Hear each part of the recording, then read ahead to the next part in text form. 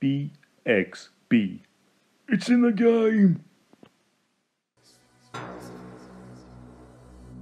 Hello everyone, it's Christopher Goldthorne here again with another review for BXB Games. Today we are looking at Kyodai Limited's ELEA Episode 1, published by Sodesco Publishing and released in September 2018. You play as the titular ELEA, a scientist on board the starship RSS Recovery in the late 21st century, as she searches for her husband Ethan. He disappeared 13 years before the start of your adventure while travelling to Solace, a habitable planet, during a mission to set up a new off-world home for humanity to aid in escaping a deadly disease plaguing Earth. This game is an episodic, surreal sci-fi adventure with a focus on story, character and surrealist visuals. Indeed, this game doubles down on the latter, immediately showing you exactly what the developers mean by surreal. Some of the imagery in this game is genuinely beautiful and occasionally eerie and haunting, and most definitely falls into the surreal category. And overall, these sequences are very well done and are a fantastic advertisement of the talent involved in and behind this game. Within these sequences are moments of the psychological horror and thriller genres, which add a nice edge to the story. As you can probably tell by watching the footage, complementing this realism are deliberate glitches in the graphics. These are subtle enough that it took me a moment or two to realise that they were indeed deliberate, but not so subtle that you don't notice them at all. Given the science fiction setting, these little touches, when combined with the surrealist aesthetic, add up to make a big effect, and one that could really help underpin the overall story. I say could. You see, the tidbits of story you are given within the actual episode, while intriguing, are sparse and vague. In direct contradiction to this, the small amount of story you are given is just enough to enable the voice acting, which is pretty good on the whole, to get you emotionally interested and invested in what happens to ELEA and her family. This is a credit to the voice actors and voice direction for achieving so much with not a lot to work with.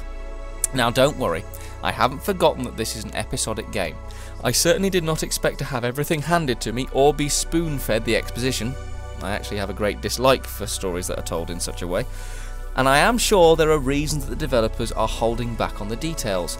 The disease threatening humanity, and thus the main cause for your husband's voyage, and his disappearance, is barely mentioned if at all, and the only reference to his disappearance that I can recall is during a surreal moment where your son says, "You've got to find Dad." And I think it is the balance, or lack of, between story and surrealist imagery which holds this game back. The opening 20 minutes or so are pretty much purely devoted to the surrealism, which is, as I've said, beautiful and well done, but without much context. It sometimes veers dangerously close to being surreal for the sake of it, but, to the game's credit, manages just about to keep clear of that pitfall. After those opening 20 minutes, you get to see the real world of late 21st century space travel. Again, to the credit of the game and its developers, this world feels genuine and fleshed out. The other crew members have schedules and go about their jobs, not simply standing around as NPCs do in some games, and the way they interact with you and each other is well scripted and once more well delivered by the actors for the most part. The design of the ship is cool and logical, and the exterior shots of space are gorgeous. But despite its setting, the quests you're given are, well, lacking in substance. I won't give anything away, but it was a bit too back and forth for my liking.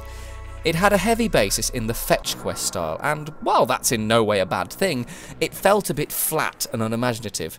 Now, given the surrealist imagery seen throughout this game prior to this point, I know that the developers are certainly not lacking in creativity or imagination, so I have to wonder how or why they ended up writing such a bland quest.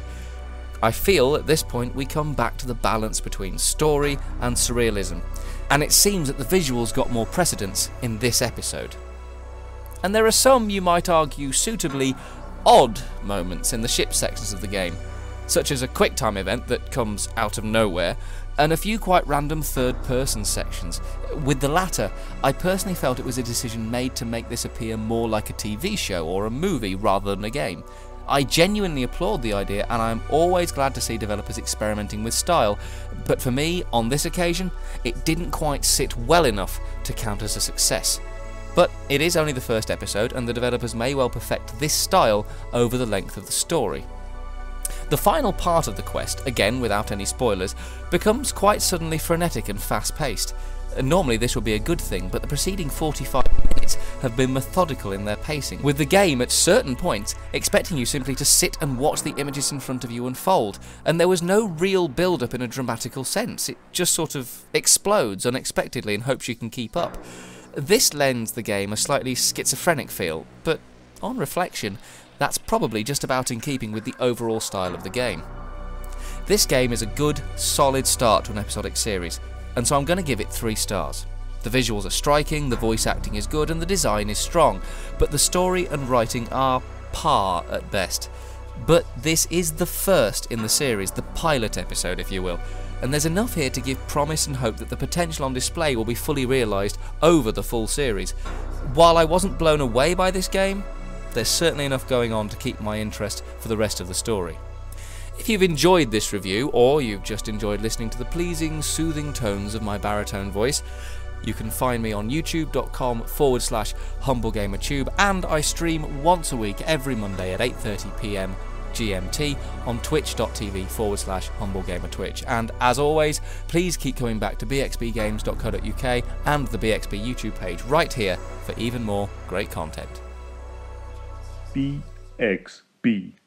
It's in the game.